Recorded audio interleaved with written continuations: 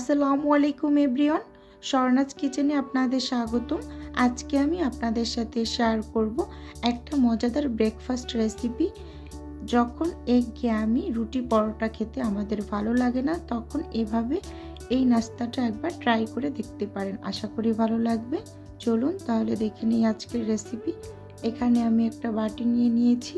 এখন এর মাঝে কিছুটা পরিমাণ পেঁয়াজ কাঁচামরিচ কুচিয়ে নিয়ে নিলাম।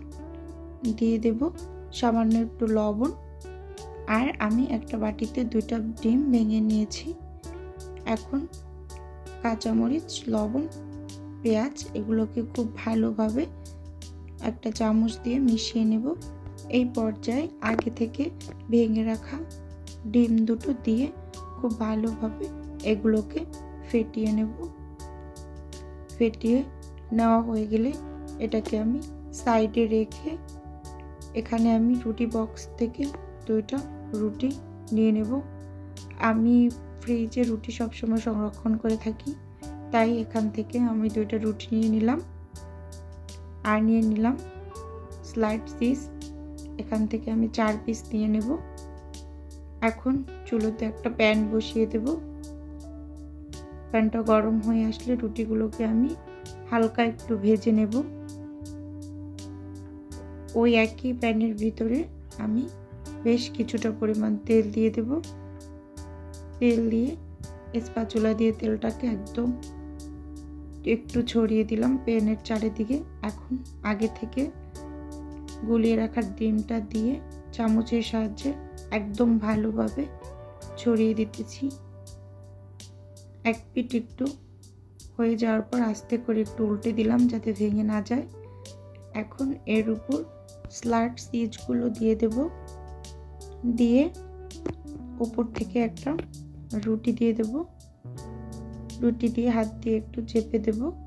দিয়ে ঢাকনা দিয়ে ঢেকে 2 মিনিটের মতো রান্না করে নেব। 2 মিনিট পর আমি স্প্যাচুলা দিয়ে উল্টে দিলাম।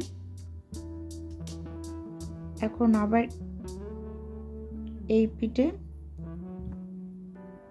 চিজ দিয়ে দেব। দিয়ে আর একটা রুটি দিয়ে চাপা দিয়ে দেব। এখন আবারও ঢাকনা দিয়ে ঢেকে দেব। চিজটা যাতে মেল্ট হতে পারে এরকম উল্টে পাল্টে নিয়েছি 2 বার। এভাবে করে ভালোভাবে উল্টে পাল্টে ভেজে নেব। এখন নামিয়ে নিলাম। এখন আপনাদের একটু কেটে দেখাচ্ছি এটা কেমন হয়েছে ভেতরটা। এটা খেতে অসম্ভব মজা হয়। এখন আমি এটাকে 4 পিস করে নেব। করে একটু সার্ভ করে আপনাদের দেখাচ্ছি দেখতে কতটা সুন্দর হয়েছে, আর খেতে খুবই ভালো হয়েছিল। আপনারা মাঝে মাঝে এভাবে ট্রাই করে দেখবেন, খেতে অসম্ভব ভালো হয়। আমি একটু দেখিয়ে দিচ্ছি চিজটা কি সুন্দর মেল্ট হয়ে গেছে। আজকের ভিডিও এ পর্যন্তই।